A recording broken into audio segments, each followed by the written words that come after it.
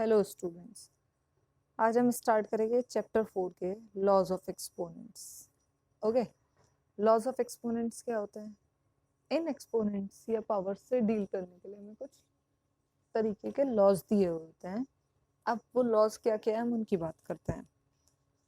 इसमें देखिए, if a is a rational number, m and n are natural number, then अगर कोई a rational number है, a आपका रेशनल नंबर भी हो सकता है, नेचुरल नंबर भी हो सकता है। ऐसा नहीं है कि वो सिर्फ रेशनल नंबर होगा, लेकिन आप लॉज के according a is a rational number मान के चले, क्योंकि रेशनल नंबर में हमारे बहुत सारे नंबर आ जाते हैं, सारे नंबर्स आ जाते हैं रेशनल नंबर्स में, नेचुरल नंबर्स भी, होल नंबर्स भी, इंटीजर्स भी।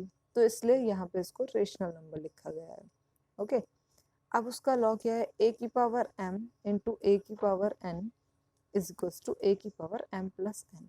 यानी कि जब बेस सेम होता है आपका, यहाँ एग्जाम्पल में देखिए, 3 की पावर 4 इंटू 3 की पावर 2 इज इक्वल्स टू 3 की पावर 4 प्लस 2 3 की पावर 6।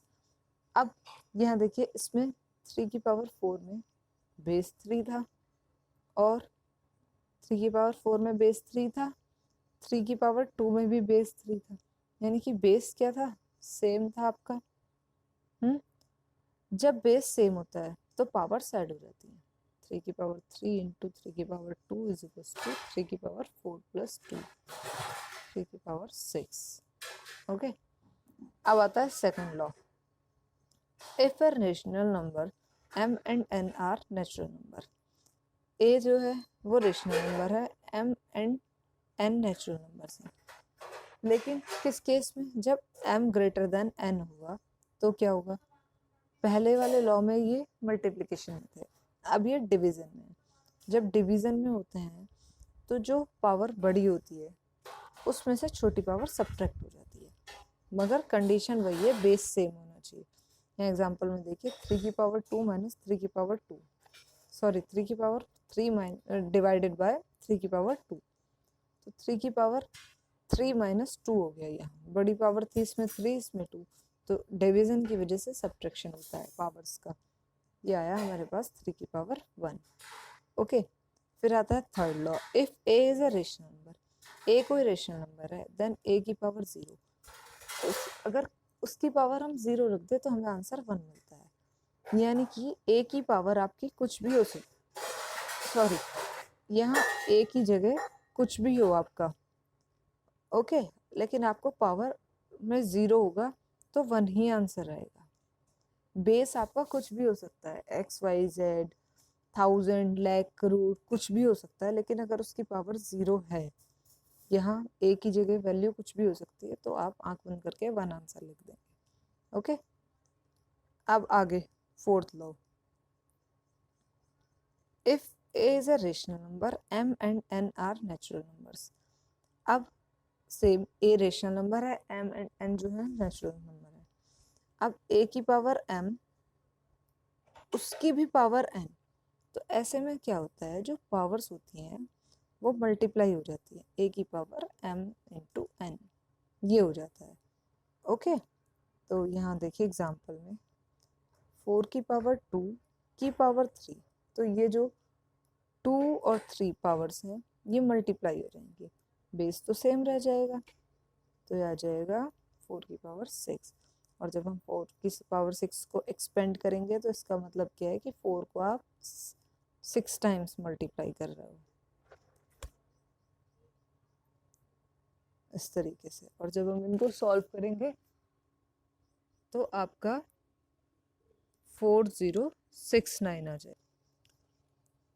अब आपका फिफ्थ लॉ देखिए, A B and M are integers, then A की पावर m इंटू बी की power m is equals to A B की पावर m। देखिए पहले हमने पढ़ा था a की पावर m इंटू ए की पावर n, तो जब बेस सेम था तब तो पावर्स ऐड हुई थी। ओके, बट इसमें a की पावर m इंटू बी की पावर m, यहाँ पावर्स सेम है, तो जब पावर्स सेम होती है तो जो हमारा बेस होता है उसकी मल्टीप्लाई हो जाती है और पावर्स कॉमन हो जाती है, एक पावर कॉमन आ जाती है दोनों के ऊपर। एग्जाम्पल में देखिए, 2 की पावर 5 और 5 की पावर 5। बेस 2 है, एक में 5 है और पावर क्या है हमारी, दोनों में 5 है। तो जो बेस है उनकी तो मल्टीप्लिकेशन हो जाएगी और एक कॉमन पावर आ जाएगी। दैट मीन्स 10 की पावर 5 आंसर मिलेगा हमें। ओके, अब हम स्टार्ट करते हैं। ये जो लॉ लिखा हुआ है ये सिमिलरली सेम बिल्कुल डिवीजन वाला है, ये बाय मिस्टेक लिखा गया था मुझसे। अब हम स्टार्ट करते हैं आपकी 4 पॉइंट। आपका फर्स्ट क्वेश्चन है, right the following in exponential forms. Okay, exponential form में है लेकिन हमें पूरा कंप्लीटली सॉल्व करने के बाद भी इन एक्सपोनेंशियल फॉर्म में ही लिखना है। तो यहाँ देखिए ए पार्ट 5 की पावर 6 इंटू 5 की पावर 4। इसमें क्या है, इसमें देखो बेस सेम था, पावर डिफरेंट थी, तो हमने कौन सा फॉर्मूला लगा दिया, ए की पावर m इंटू ए की power n is equals to A की पावर m प्लस n, यानी कि पावर साइड कर देंगे। तो यहाँ देखिए जब मैंने पावर साइड की, ये 6 इसकी थी, इसकी 4, तो दोनों की ऐड करके क्या मिला मुझे, 5 की पावर 10। अगर हमसे ये एक्सपोनेंशियल फॉर्म में नहीं लिखा था तो हम इसको सॉल्व कर सकते थे, लेकिन उसने हमसे एक्सपोनेंशियल फॉर्म में कहा है तो हम इसको यहीं पे छोड़ देंगे। इसका एच पार्ट है -5/11 की पावर 9 डिवाइडेड बाय -5/9 की पावर 0। देखो पहली बात तो मैंने आपसे बताया था, अगर किसी भी a की पावर 0 का मतलब होता है 1, यानी कि a की जगह कुछ भी हो सकता है। तो यहाँ a की क्या वैल्यू है, -5/9 और इसकी पावर 0 है, -5/9 की पावर 0, इसका मतलब इसकी वैल्यू 1 हो गई। तो यहाँ तो मैंने इसकी वैल्यू लिख दी। ओके, और इसको मैंने सेम एज इट इज लिख दिया। जब -5/11 की पावर 9 को हम 1 से डिवाइड करेंगे तो हमें सेम आंसर मिलेगा, -5/11 की पावर 9। ओके, अब इसका के पार्ट 5/11 की पावर 6 इंटू -3/25 की पावर 6। यहाँ क्या है, यहाँ देखिए मैंने बताया था जब पावर सेम होती है तो क्या होता है, बेस की मल्टीप्लिकेशन हो जाती है, पावर कॉमन आ जाती है। वो फॉर्मूला लगा दिया यहाँ पे। एक बेस तो क्या है हमारा 5/11, दूसरा बेस क्या है -3/25, पावर हमारी आ गई 6। ओके, यहाँ सॉरी इस वाले केस में 5 से मैंने 5 टाइम्स 25 को काट दिया, तो 5 और 11 की मल्टीप्लाई करी 55 मिल गया, -3 और इसकी पावर 6। ओके, इस तरीके से हम ये क्वेश्चंस करेंगे फर्स्ट क्वेश्चन। अब आता है हमारा question number 2, write the following in exponential form with prime number as a base. अब इनका जो बेस होना है वो प्राइम नंबर होना चाहिए, उन्होंने ये कहा है क्वेश्चन सेकंड में, लेकिन लिखना एक्सपोनेंशियल की पावर में ही है। तो यहाँ था हमारा -8 की पावर 3। -8 तो हमारा प्राइम नंबर नहीं होता जो बेस में है, हमने -8 को स्प्लिट आउट कर लिया, प्राइम नंबर्स के फैक्टर्स कर लिए -8 के। जब हम -8 के फैक्टर्स करेंगे तो आपको -2 की पावर 3 मिलेगा।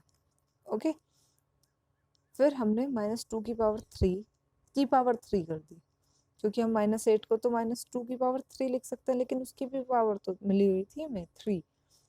फिर मैंने आपको फॉर्मूला बताया था, लॉ a की पावर m की पावर n, तो क्या होता है मल्टीप्लिकेशन हो जाती है पावर्स की। इस पे भी -2 की पावर 3 है और उसकी पावर 3 है, तो इसकी और इसकी मल्टीप्लिकेशन हो जाएगी।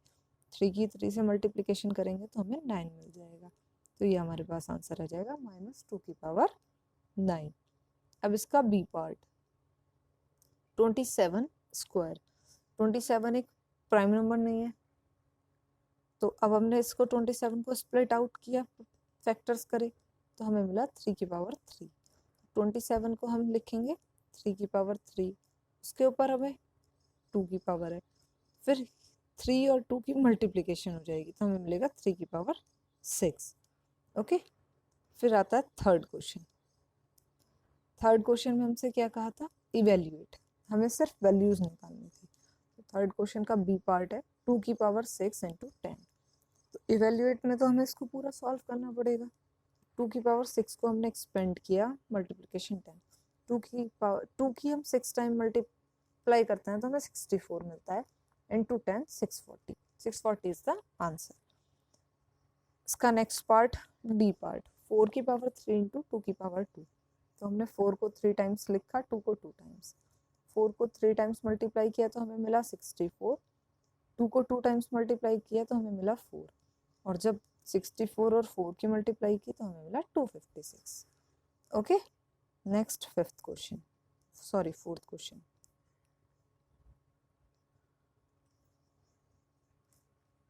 अब आता है इवेल्युएट द फॉलोइंग, इसको भी इवेल्युएट ही करना था। 3 की पावर 5 इंटू 3 की पावर 0 को इवेल्युएट करना था। यहाँ मैंने आपको बताया था जब a की पावर 0 होती है तो 1 लगता है, तो जब 3 की पावर 0 है तो इसकी भी वैल्यू 1 हो जाएगी। जैसे ही 1 हुई तो 3 की पावर 5 से मल्टीप्लाई करेंगे, 3 की पावर 5 ही मिलेगा। 3 की पावर 5 को आप एक्सपेंड कर दो, 5 टाइम्स मल्टीप्लाई करो, 3 की 5 टाइम्स मल्टीप्लाई करोगे तो 243 मिलेगा। 243 is the answer. Next D part, -4/5 की पावर 13 डिवाइडेड बाय -4/5 की पावर 11। यहाँ देखिए डिवाइड है, बेस सेम है, इन दोनों में बेस सेम है, पावर्स डिफरेंट है, तो a की power m divided by a की पावर n वाला फॉर्मूला लगेगा, इज इक्वल्स टू a की power m minus n। m बड़ा है यानी कि 13 बड़ा है, तो 13 माइनस 11 किया तो हमें 2 मिल गया, -4/5 की पावर 2। जब -4/5 की 2 टाइम्स मल्टीप्लाई करोगे तो 4 4 जा तो 16 मिलेगा, 5 5 जो 25, 16/25, और ये माइनस माइनस प्लस हो जाएगा, तो ये प्लस का आ जाएगा। ओके,